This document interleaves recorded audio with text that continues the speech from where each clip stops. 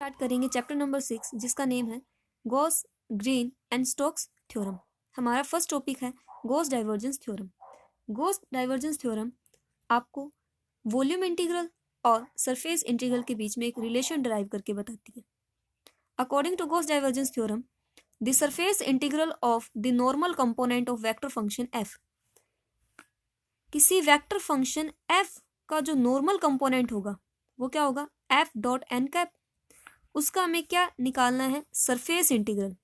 Surface integral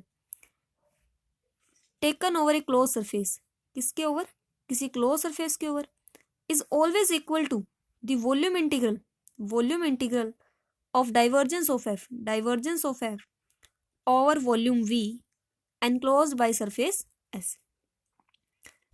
mean आपको एक vector function F दिया जाता है, ठीक है, और एस कोई सरफेस आपको गिवन है, उस सरफेस एस के कोई नॉर्मल आप वेक्टर ले लेते हैं एन वेक्टर, और एन कैप क्या है, उस वेक्टर के अलोंग यूनिट वेक्टर है।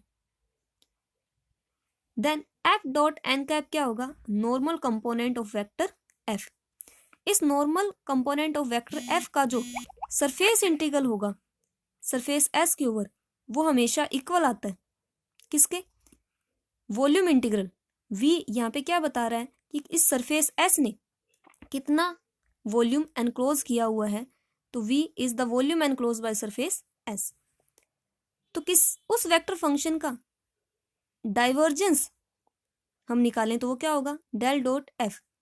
इस डाइवर्जेंस ऑफ f का volume integral over volume v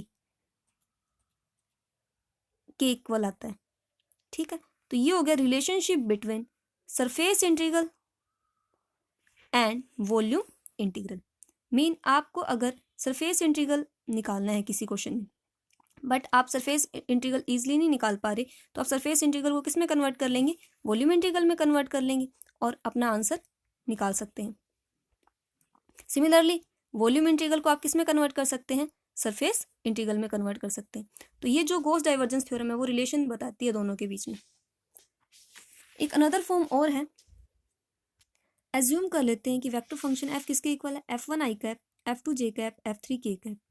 then Gauss divergence theorem का जो रिजल्ट था ये किस में कन्वर्ट हो जाएगा, डाइवर्जेंस ऑफ एफ, एफ हमें गिवन है, इसका डाइवर्जेंस क्या हुआ करता था, कर्ल f1 अपॉन में curl x plus curl f2 upon में curl y plus curl f3 upon में कर्ल z, और dv को हमने रख दिया dx dy dz। Divergence of F क्या होता था, जो डेल ऑपरेटर और एफ वेक्टर है इन दोनों का डॉट प्रोडक्ट हुआ करता था, जो एक स्केलर वैल्यू आया करती थी।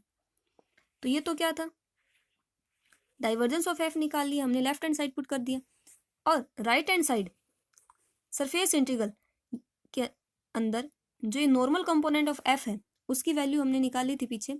उसकी वैल्यू क्या हुआ करती थी, f1 dy dz plus f2 dz dx plus f3 dx dy। तो ये अनदर फॉर्म है गॉस डाइवर्जेंस थ्योरम की, आप इसका भी यूज कर सकते हैं क्वेश्चन को सोल्व करने के लिए, बट ज़्यादा बेटर है वो ये फॉर्म रहेगी। ओके।